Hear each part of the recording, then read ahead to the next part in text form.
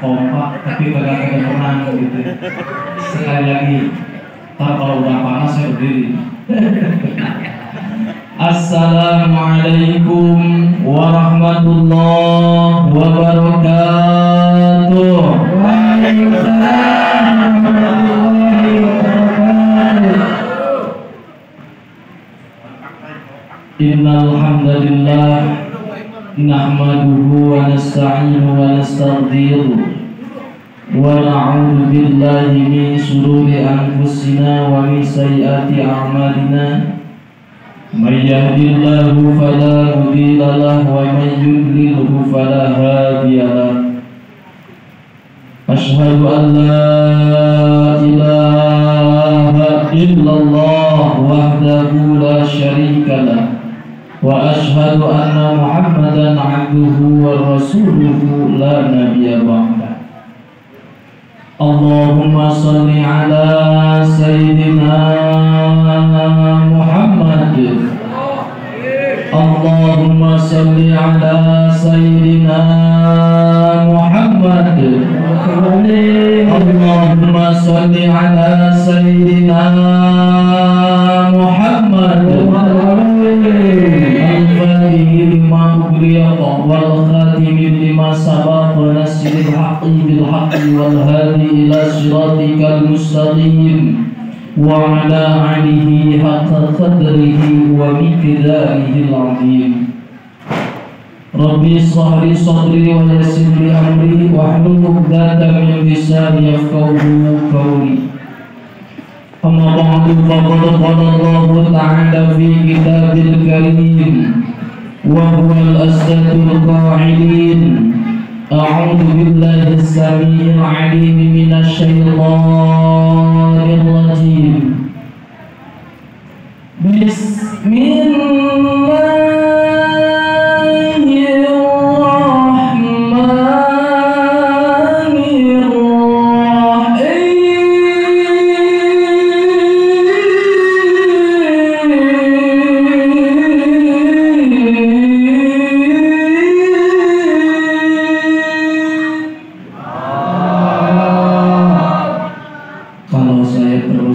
Kasihan tukang kori tadi tersinggung. Ya ayyuhalladzina amanu taqullaha wal tanzur nafsum ma qaddamat lighad wattaqullaha innallaha khabirum bima ta'malun. Qala aidan fi ayati ukhra wa ma arsalnaka illa rahmatan lil alamin. Sadaqallahul adzim al-ayya wa manaha wallahu a'lam bi muradih. Pertama-tama yang kula hormati, yang kula banggakan para ulama, para asatidz, para masyayikh, para hujjaj, wabil khusus guru kita semua, sesepuh-sesepuh kita semua, Al-Mukarram Ustadz Didin Wahyudin Al-Mukarram.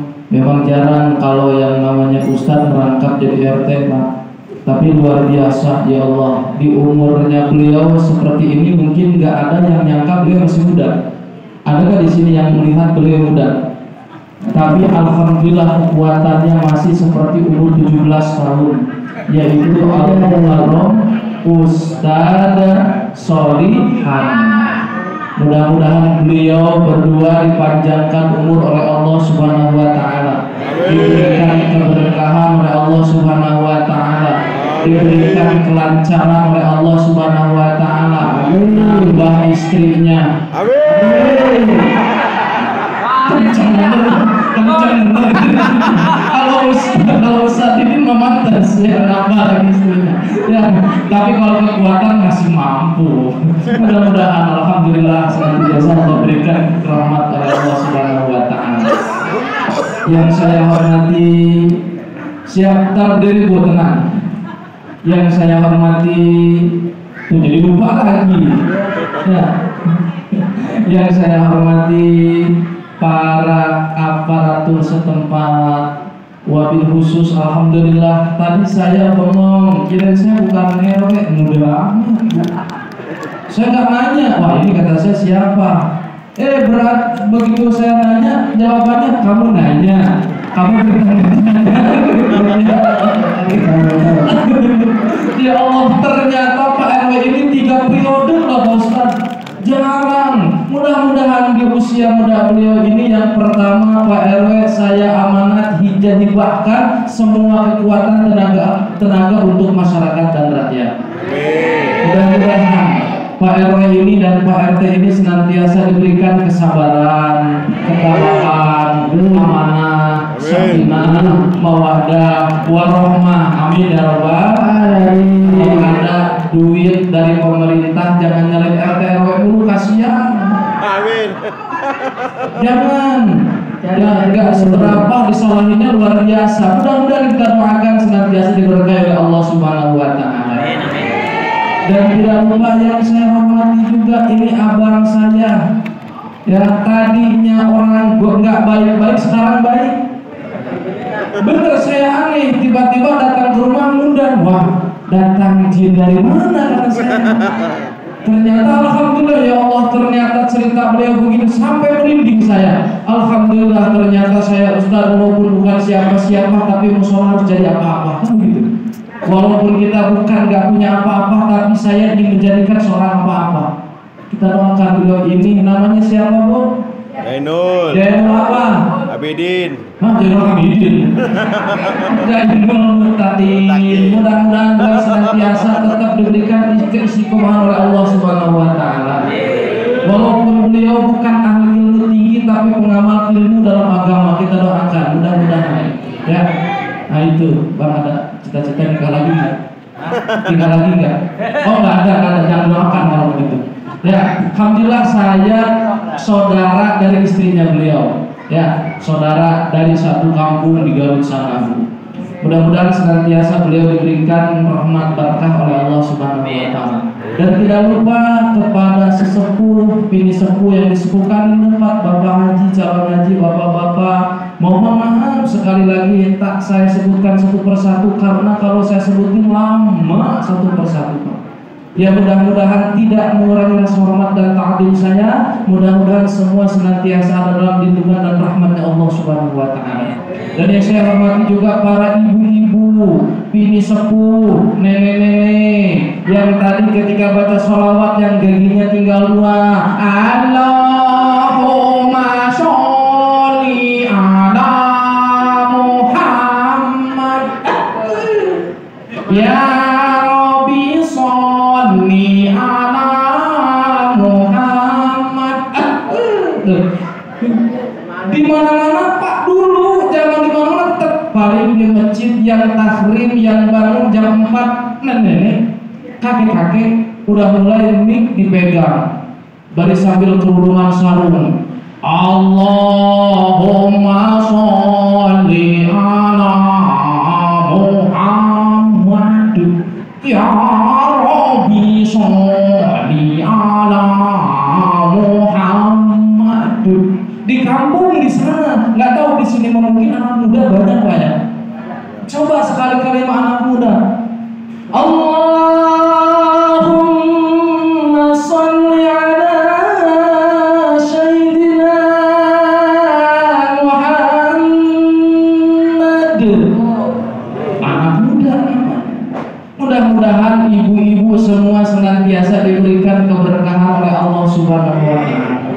Puji dan syukur mari sama-sama kita panjatkan kehadirat Allah Subhanahu wa taala yang mana alhamdulillah atas qul dan tanjiji hadis awal dari Allah Subhanahu wa taala. Allah tak memikirkan orang itu iman ataupun tak beriman. Allah tidak memikirkan orang itu sholat ataupun tidak sholat, puasa ataupun tidak puasa, dia nyembah ataupun tidak nyembah, semuanya Allah berikan rezeki, Pak.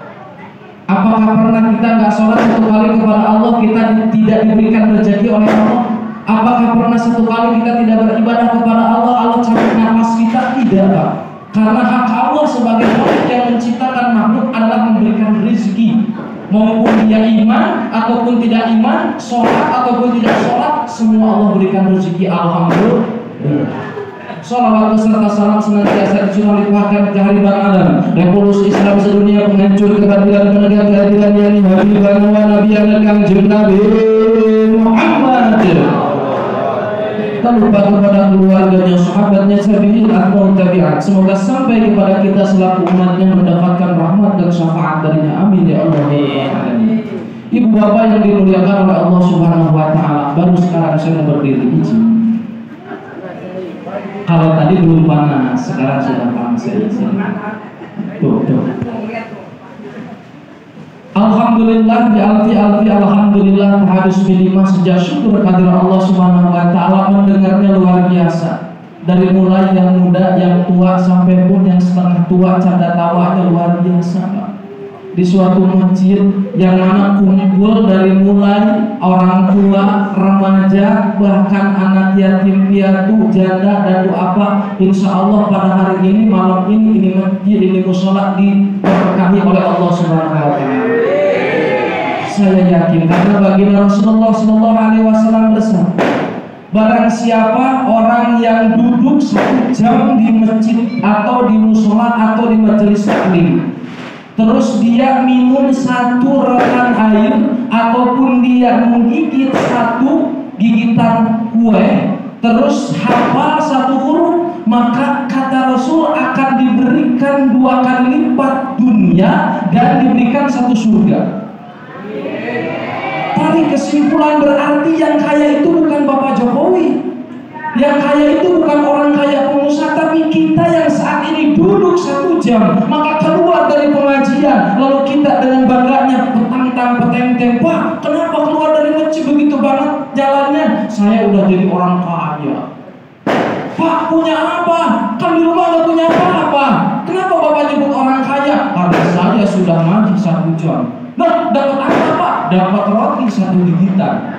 Dapat apa lagi Pak? Dapat minum walaupun pakai sedotan.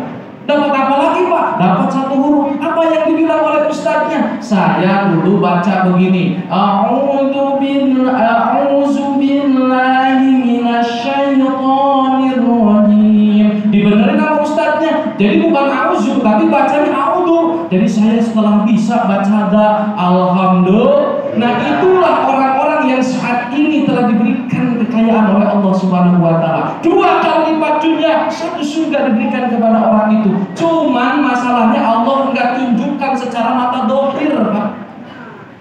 Ustaz, kenapa kalau seandainya Allah tunjukkan dengan mata dohir kekayaan tersebut, kalau Allah mau dialog dengan kita, misalnya kita minta, ya Allah, tunjukkan amal ngaji saya, tunjukkan amal sholat saya, tunjukkan amal puasa saya, Allah balik nanya sama kita, punya tanah berapa hektar untuk naruh amal itu, Pak?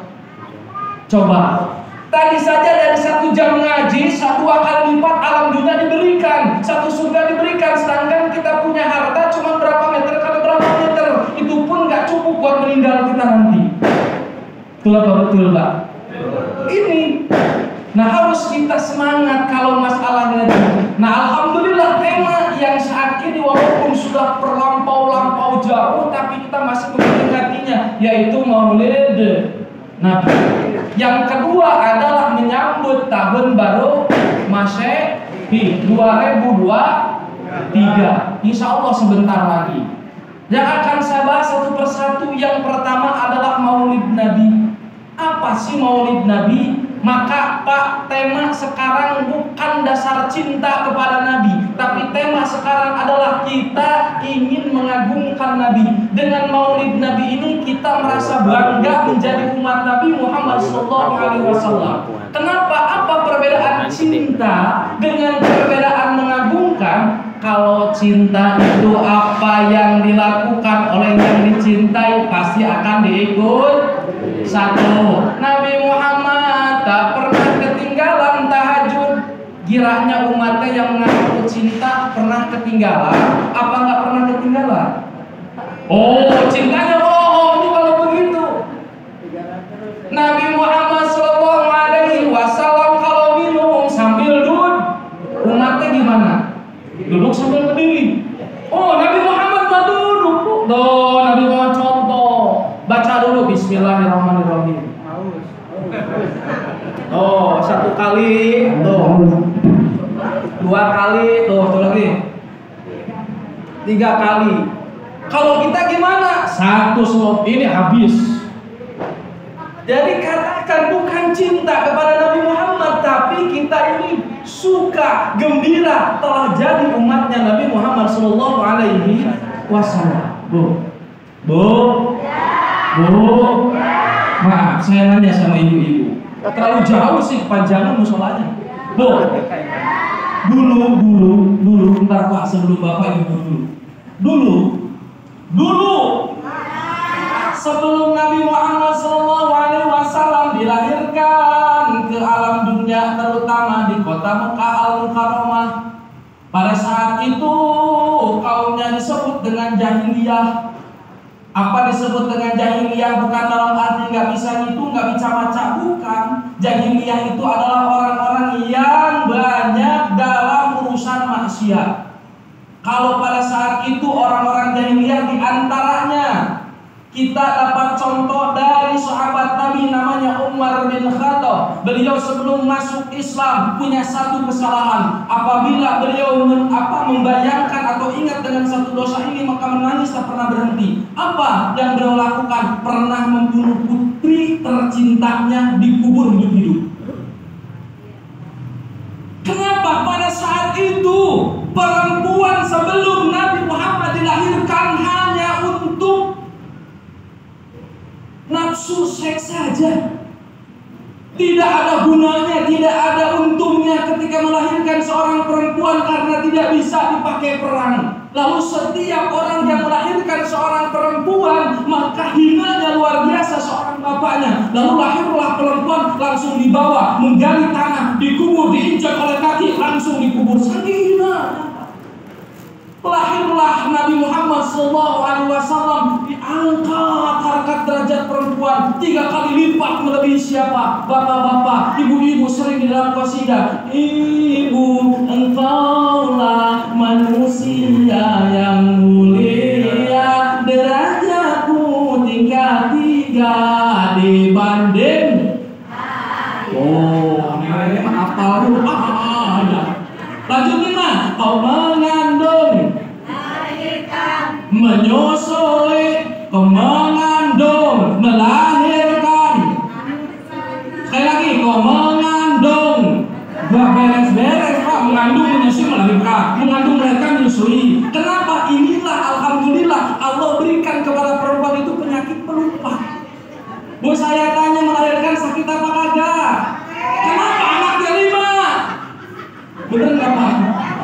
Karena sakit, ya Allah, setengah nyawa dikorbankan oleh seorang bunda untuk melahirkan anaknya. Tak peduli darahnya bercucuran, tak peduli seperti apa. Yang penting ketika mendengar cerita anaknya menangis, semangat luar biasa. Tapi ditanya ibu, sakit ya? Sakit. Kenapa anaknya 11? Karena bikinnya enak. Katanya kamu begitu Pak, ya Allah. Kalau melahirkannya gak enak, ya Allah ya Karim. Ibu, saya tanya sekali lagi, melahirkan sakit apa tidak?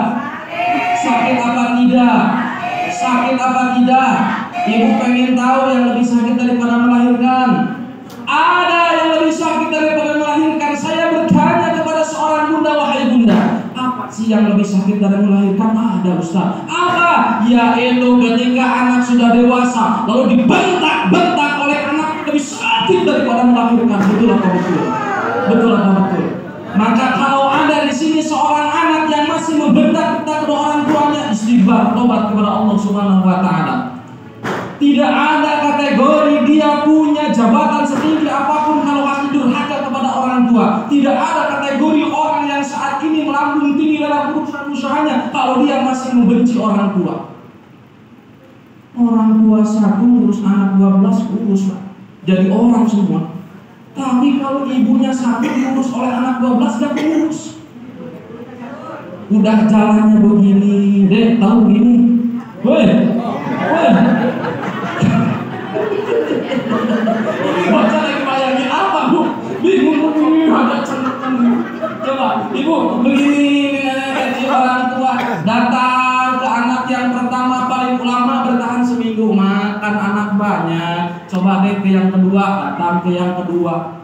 Udah bertahan cuma 6 hari, datang ke yang 3, bertahan 5 hari, ke yang 4, bertahan 4 hari, sampai ke yang terakhir, tiba-tiba rundingan anaknya.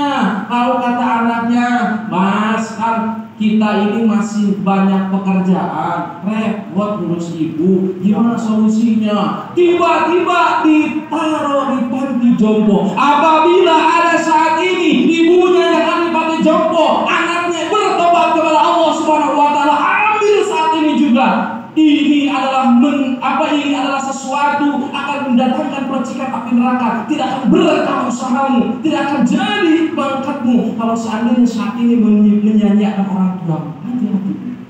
Nabi sampai begitu loh mengangkat kita. Bu, bersyukur ada Nabi ini. Halo, bersyukur ada Nabi.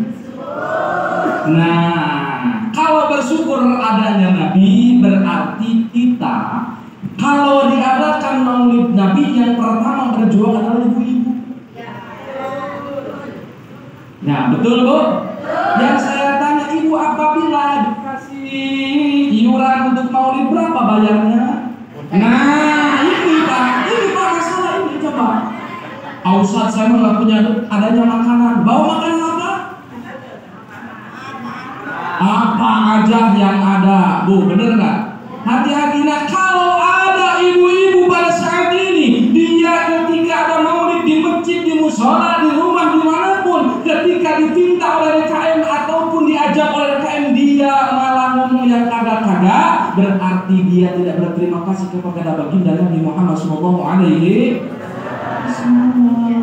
Harusnya siap jadi panitia ibu-ibu, harusnya siap jadi jadi ini, jadi siap dengan maulid Nabi. Nah, inilah alhamdulillah doanya Pak Nabi Muhammad SAW kepada kita sebagai umat luar biasa. Ya Allah, di akhir hayat beliau mau meninggal dunia, yang dipikirkan adalah umatnya, nggak dipikirin anaknya, nggak dipikirin istrinya, nggak dipikirin hartanya, yang dipikirin siapanya? Lalu datang Israel kepada Nabi Muhammad SAW. Disitulah baru yang namanya Israel meneteskan air mata ketika dapat perintah dari Allah untuk mencabut nyawa baginda Nabi Muhammad SAW. Lalu mendapatkan 2 pertanyaan dari Allah untuk Nabi Muhammad. Wahai Habibullah, wahai kekasih Allah, ini Allah memberikan 2 pertanyaan pilihan untuk engkau. Apakah engkau mau bertemu dengan Allah? Apakah engkau mau hidup dengan rahmat Allah? Nabi Muhammad menjawab, saya ingin bertemu dengan Allah ya Israel. Tapi sebelum saya bertemu dengan Allah, saya punya satu permintaan. Apa wahai Muhammad? Permintaannya cuma satu. Apakah dicabut nyawa itu sakit apa tidak ya Israel? Apa kata Israel? Nabi Muhammad enggak sakit karena engkau adalah apa kekasih Allah, engkau adalah Rasulullah, enggak pernah sakit. Yang saya tanyakan bukan tentang saya, ya Israel. Yang saya tanyakan umat saya yang paling durhaka, umat saya yang paling berdosa. Apakah ketika dicabut nyawa sakit apa tidak ya Israel? Kata Nabi Muhammad. Lalu Israel mengeluarkan air mata. Ya Muhammad, jangan kau bertanya tentang masalah umatmu yang paling durhaka. Berapa abad yang lalu Nabi Muhammad sudah memikirkan kita tentang masalah dicabut nyawa. Lalu kata Nabi Muhammad, tolong tunjukkan wahai Israel kepada Allah, apakah bisa rasa sakit dicabut nyawa? Cukup aku yang merasakan, umatku di akhir zaman nanti jangan merasakan rasa sakit dicabut nyawa. Semakin nangis Pak Israel, jangan Muhammad gak bakalan kuat. Israel unjukkan kepada Allah, balik lagi kepada Nabi Muhammad, dari 100 rasa sakit dicabut nyawa, 99 diambil oleh Nabi Muhammad, 1 untuk umatnya, itu pun untuk seluruh makhluk Pak. Ustaz, di mana sih rasa sakit? Di dalam kitab Dakwah Kabar dikatakan rasa sakit dicabut nyawa itu ibarat begini Pak, ini baru 1. Bapak naik panjat pinang, lalu di panjat pinang itu sudah di atas, tapi ibu jangan membayangkan dengan bambu, bayangkan dengan pedang dari atas ke bawah seperti itu. Itu baru 1 Pak. Apa yang dialami dengan Nabi Muhammad SAW yang 99? Ketika Nabi Muhammad dicabut dari ujung jempolnya, keringat dingin keluar, panasnya keringat apa keluar, Nabi Muhammad tidak membayangkan dirinya. Ya Israel, apakah ini yang dialami oleh umat saya? Iya ya Nabi Muhammad. Bahkan lebih dari ini nangis Nabi Muhammad. Bela kepada umatnya yang menjadi pertanyaan kita itu bela apa pada Nabi Muhammad? Ada maulidnya dibid'ahkan.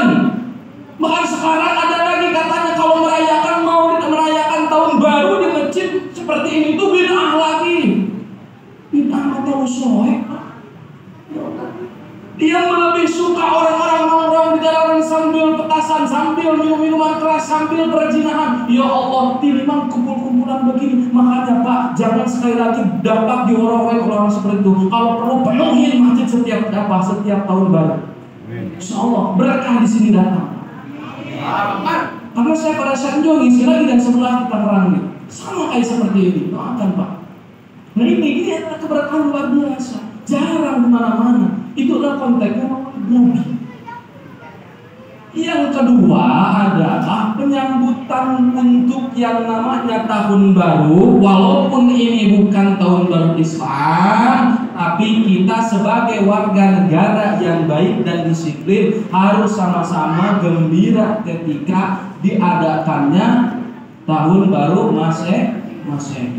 Gembira dengan apa? Ini tandanya Ustaz gembira saja. DKM mengajak kepada warga, Ustaz mengajak kepada warga untuk datang ke masjid, bersilaturahmi, duduk mendengarkan ceramah, mendengarkan maulid Nabi, mendengarkan sholawat, ada yatim disantunin. Ini yang luar biasa. Berapa harga petasan Bu? Mahal Pak ya. Coba kalau dikasih anak yatim piatu, ya Allah ya Karim. Coba kalau dikasih janda, coba kalau dikasih jomblo, coba kalau dikasih jandanya janda heran, coba kalau dikasih itu Pak DKM tadi. Siap setuju janda setuju. Ternyata jandanya heran-heran, kayak jahe gitu. Ya nggak apa-apa. Yang penting orangnya itu tidak mampu. Ini bagus luar biasa. Mudah-mudahan jadi contoh untuk masjid-masjid musola yang lainnya. Nah ini apa sih Ustaz yang harus kita lakukan, Ibu yang harus kita lakukan di tahun baru ini? 3 faktor. Apa yang kita lakukan? Yang pertama adalah muhasabah diri. Muhasabah diri kepada Allah, karena Allah Subhanahu wa taala berfirman, ya ayyuhalladzina amanu taqullah. Ya. Wa tanzur nafsum ma qaddamat lighad. Taqullah innallaha khabirum bima ta'malun.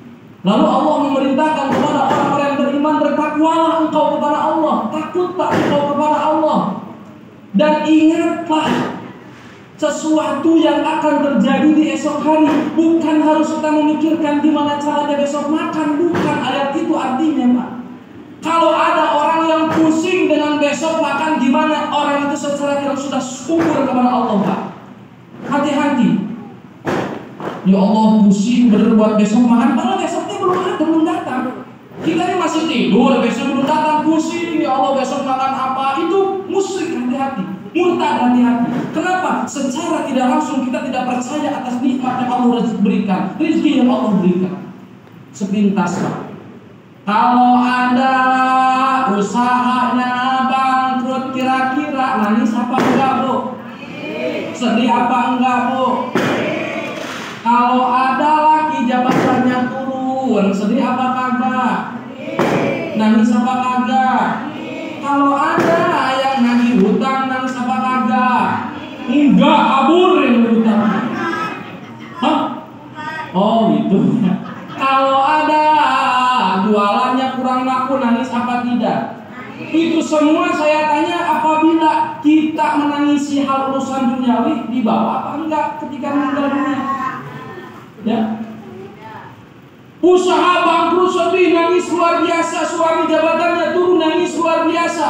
Pasarnya kurang laku, nangisnya luar biasa. Pernah sekali ketinggalan salat subuh, nangis. Ini jujur amat itu. Begitu salat subuh, as-salatu khairum minan naum. Itu bedanya Mekah dengan Indonesia begitu Pak. Makanya kalau as-salatu khairum minan naum itu naumnya jangan terlalu panjang. As-salatu khairum minan naum. Yang bangun dengannya naum doang. Artinya kan sholat itu lebih daripada tidur. Dengannya tidur doang, tidur lagi. Yang kedua, bangun jangan pantat dulu. Kalau bangun pantat dulu, setan datang, sholat tidur lagi. Makanya begitu bangun tuh kepala dulu langsung alhamdulillah di akhirnya ba'da ma'amat wa ilaihi nusyur. Masih ngantuk, alhamdulillah di akhirnya ba'da ma'amat wa ilaihi nusyur. Coba kira-kira nyabuk kita ini masih doa begitu apa enggak? Ya Allah. Ini terkadang kita nggak pernah sedih ketika meninggalkan sholat, nggak pernah sedih ketika meninggalkan puasa, seolah-olah tak pernah dosa, santai meninggalkan sholat. Tapi kalau buang perusahaannya, tapi kalau jabatan suaminya turun, nangisnya luar biasa, sampai curhat kemana-mana. Itulah apa betul? Ya Allah, rubah aku sekarang. Mau gimana kita hidup berkah kalau seandainya dalam hati kita ketinggalan ibadah saja kita tak merasa sakit hati, tak merasa rugi. Padahal demi Allah saya katakan, yang pertama ditanyakan di alam kubur adalah tentang sholat dulu. Orang yang saat ini ada di alam kubur ingin balik lagi ke alam dunia, ingin satu yang dia pinta apa? Ingin sujud, ingin ruku, ingin tahiyatul awal, ingin tahiyatul akhir. Malaikat, berikan saya satu kesempatan 5 menit saja untuk balik ke alam dunia. Untuk apa? Rindu malaikat dengan sujud saya, rindu malaikat dengan tahiyatul akhir awal saya. Tolong malaikat, kata malaikat, emang saya siapa?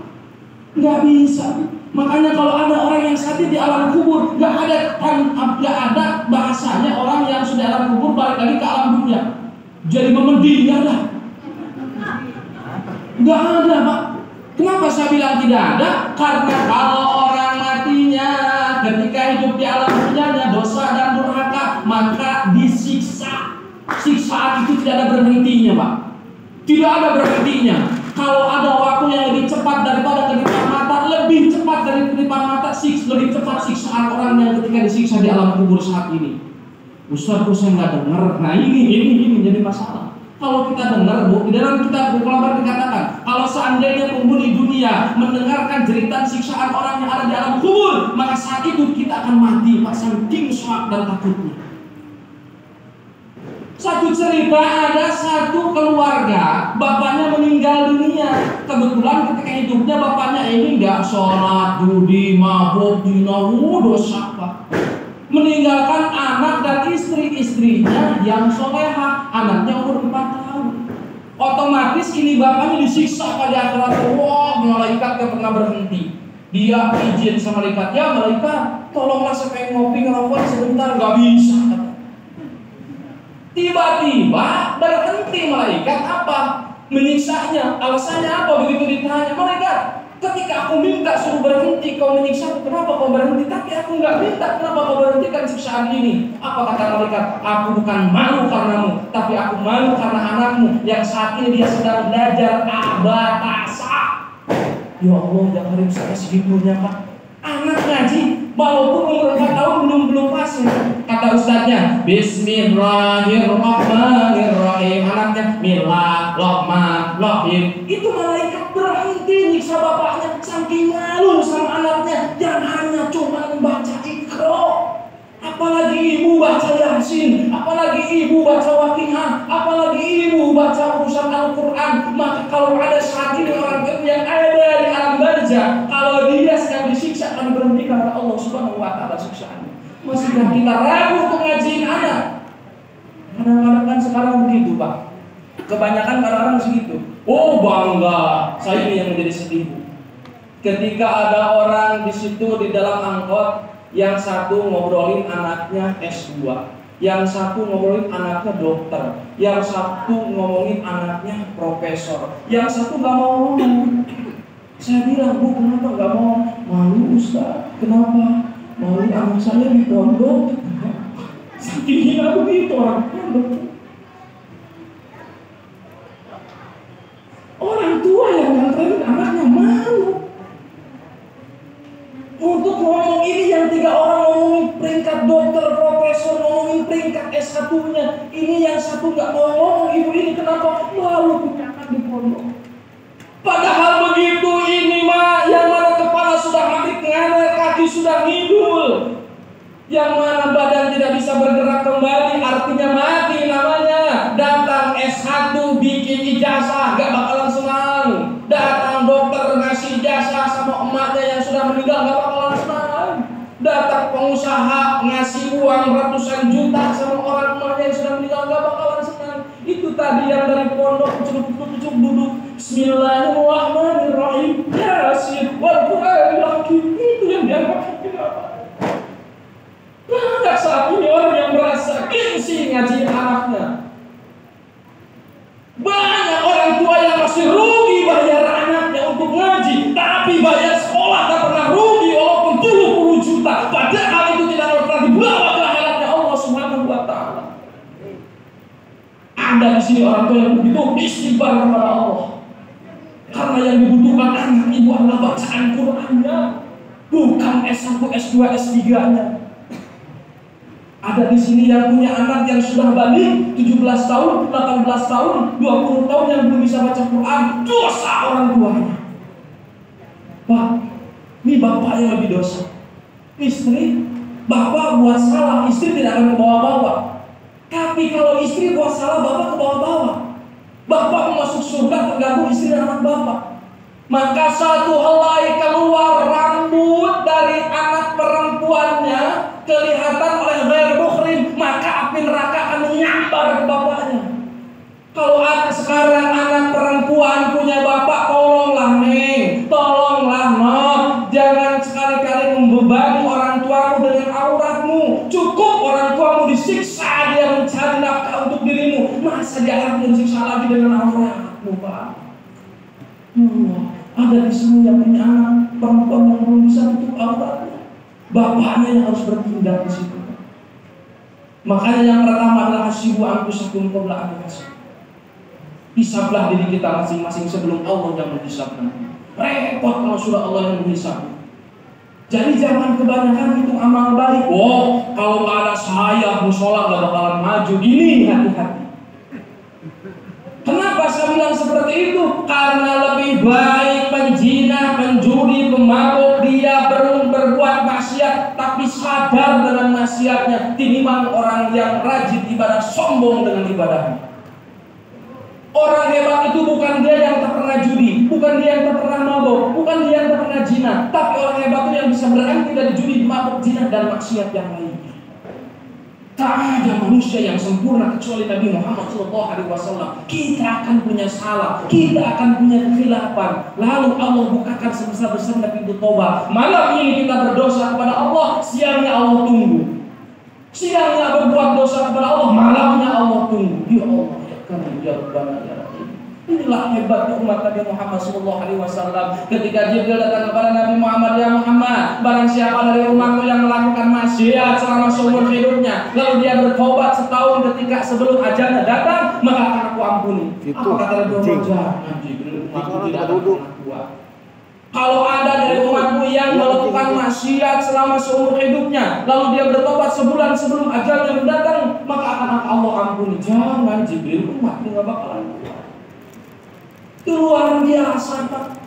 Sampai-sampai dari Muhammad dari datang oleh mereka Jibril, barang siapa dari umatku yang melakukan maksiat setahun, sebulan, seminggu, bahkan sehari, ini nafas sudah di sini di tenggorokan, lalu dia mana badannya tidak bisa bergerak, mulutnya tidak bisa berbicara, hanya hatinya bisa minta ampun kepada Allah Subhanahu wa taala, maka akan Allah ampuni.